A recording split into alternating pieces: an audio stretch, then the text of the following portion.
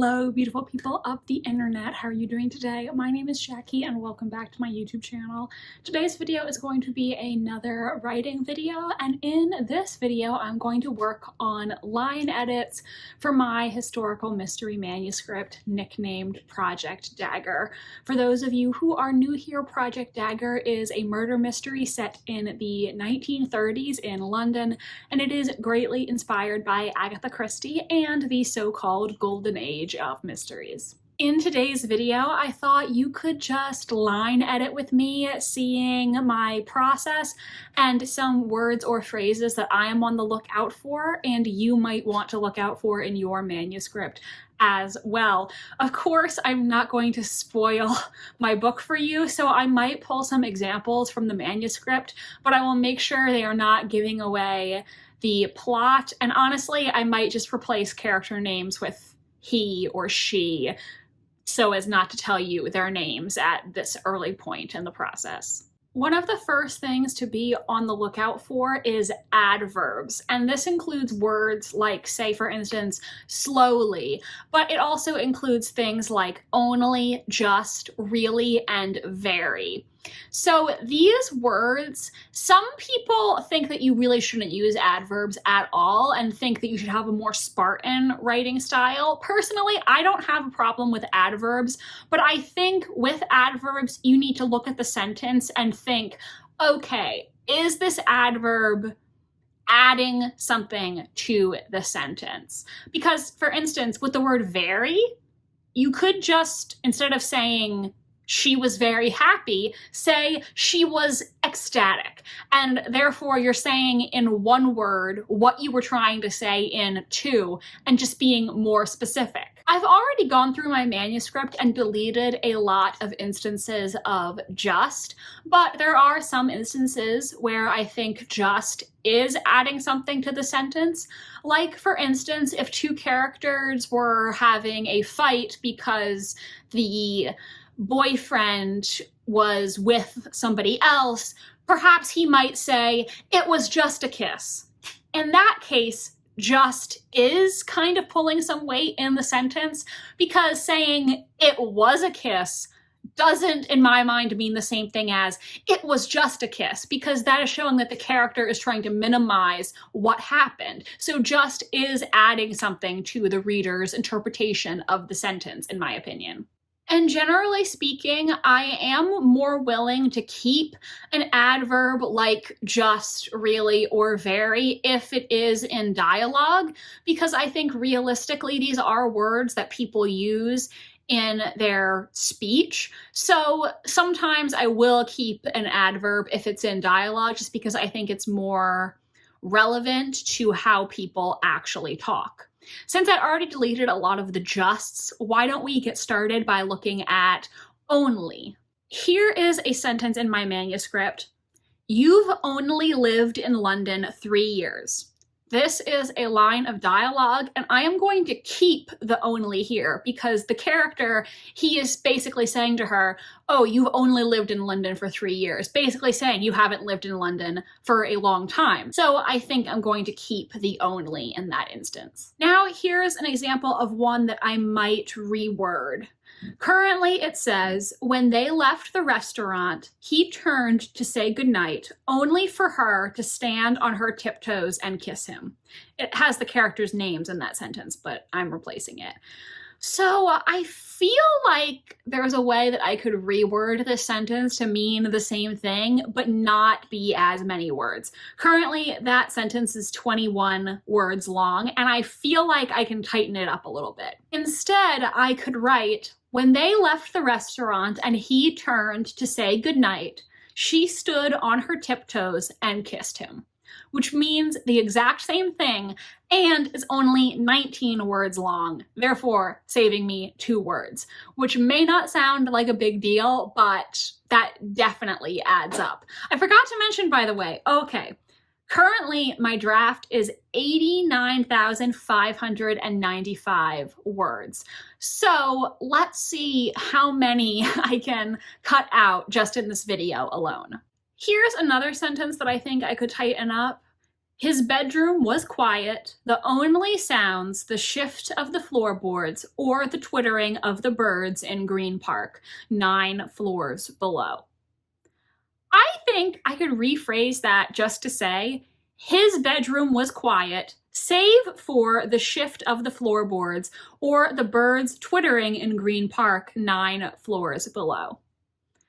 Just a simpler way to say the exact same sentiment. Heck, I can tighten it up even further. Instead of saying the shift of the floorboards, I can say the floorboards shifting. Doesn't make a difference. Oh, and here is another one that honestly is going to take me a long time to go through. The word that.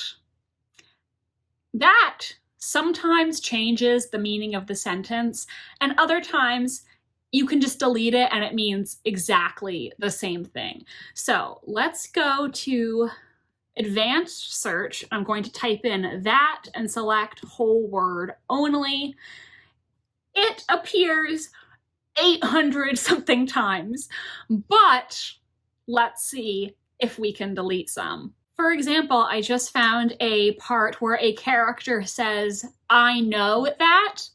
He could just say, I know. So we're gonna delete that tangent, but it really bothers me that sometimes in English you can write a sentence that says that, and that's actually grammatically correct. Even though I know it is, it looks so bad to me. Okay, here's another one that says, I don't know, can I read this sentence to you? I'll basically give you part of the sentence. Friends and colleagues who would admit that. But you don't have to have that. You can just say friends and colleagues who would admit, and then whatever it is they would admit, because it means the exact same thing. Here's another one that I think I can rephrase. Currently, it says, what was it that was supposed to be there? Why not just say, what was supposed to be there? Means the exact same thing.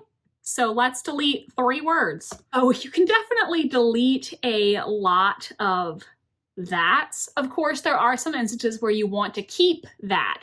For instance, if I'm saying that book over there, because I'm pointing out that book that is a distance from me.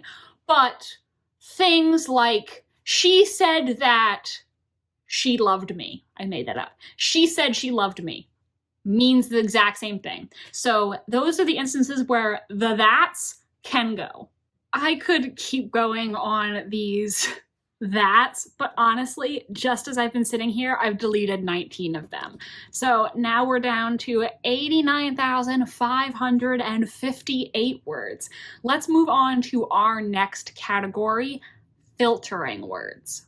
When you are reading a book, whether it's in first person or third person, you, the reader, are perceiving events through a character's perspective. However, general writing advice is to ensure that the reader is as immersed in the story as possible. And so, therefore, there are a lot of filtering words that you can remove. Now, what do I mean by filtering words? I mean things like saw, heard, noticed, things that say, okay, this is something that the character is perceiving, but it does kind of keep the reader at a distance, and also it's not necessary a lot of the time. For instance, if you were reading a book and it said, I looked over and noticed that Jerry had a smile on his face.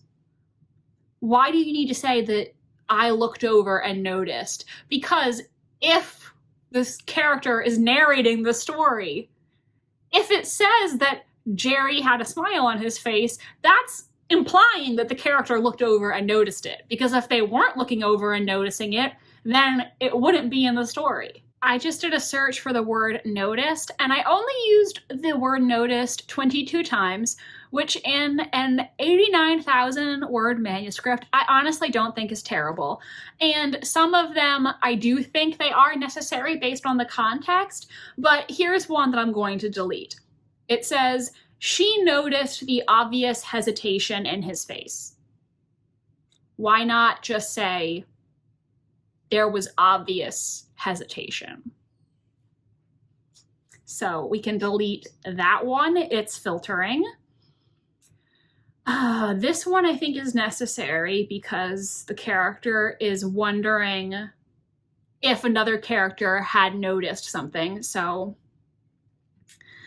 yeah, there are a couple times where I say, if she noticed blank, she didn't comment on it, or something to that effect, which obviously noticed is meaning something in that sentence. So I will keep those. Dialogue, I think, you know, if someone's saying, I noticed the other day that you were behaving strangely, we're going to keep that. And I think that is pretty much it. I think all of the other instances are probably useful. But oh, okay. Here is another good comment. I'm on page 297, and I used the word noticed 3 times on this page. This is a page that I just edited, so I haven't gone over it with a fine-tooth comb because I just rewrote several paragraphs for this. But I used the word noticed 3 times on one page. That, to me, is too many. We need to delete at least one of these, if not 2. One sentence. She scarcely noticed the pain shooting up her back, however. I think I'm going to change that to say, the pain hardly registered, or the pain shooting up her back hardly registered. Means the same thing, and then I'm deleting that use of noticed. The next instance of noticed, I think I'm going to delete that too because it's a spoilery sentence, but basically what the sentence is saying, a character has just come to a realization. There's been something that's been bothering her and she hadn't been able to put her finger on it, but now she's finally realized what it is. And so she's saying, you know, I've gone over this so many times and I hadn't noticed before, but now I've put my finger on it. And I feel like I can just tighten that up, basically saying she'd gone over this and hadn't known what was bothering her, but now she knew, or something to that effect. So, you know, don't have to say necessarily like spell it out as much, you know? So now instead of saying noticed, I wrote, yet that nagging suspicion had remained slightly out of reach, nibbling the back of her brain. And then I say, this is how she finally realized it. So just deleting that noticed. And then I think the third instance of noticed, I think that one makes sense. So I'm going to keep that one, but now I have cut it down from 3 instances on one page to just 1, which is much better because if you use the same word repeatedly in close proximity, readers might notice that. They're not going to be keeping a mental tally of how many times you use it in one manuscript, but if you're saying a similar thing in close proximity, they might be like, oh, you just said that. And I also think the more specific a word or phrase is, the fewer times you can use it. Because I have definitely read books where an author has used a very specific turn of phrase multiple times, and I've noticed it. I've been reading it and I've thought to myself, the author likes this phrase, don't they? So if it's something hyper specific, you really can't use it more than 1 or 2 times, I think. Looked is another one that I think I personally have to be more careful, or saying things like they exchanged a look. I believe it was Bethany Atazada who talked about this. I think I saw this in an old video of hers, though maybe it was somebody else and I'm wrong. But she was talking about editing and she said that things like they exchanged a look, they looked at each other, That is something that's not as effective in writing. And she made the point that it's very effective in a television show because two actors can look at each other and convey so much meaning in a simple look. You know, anger, sadness, love. But in a book, terms like that are very vague. So it's harder for the reader to visualize what that specific look is conveying because they're not watching two actors. And that really resonated with me. I realized that I wrote things like they exchanged a look, they looked at each other many times. And honestly, I think the reason I did that is because for so many years, I wrote fan fiction about TV shows.